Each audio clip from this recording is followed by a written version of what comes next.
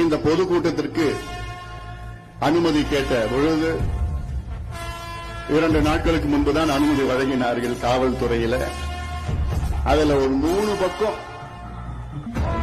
எழுதி அனுமதி கொடுத்தாங்க. 3 பக்கம் நிபந்தனைகள். என்னென்ன நிபந்தனைகள் நான் பேசணும்னு வச்சுக்கேன், என் தம்பிங்க டென்ஷன் ஆயிடும்.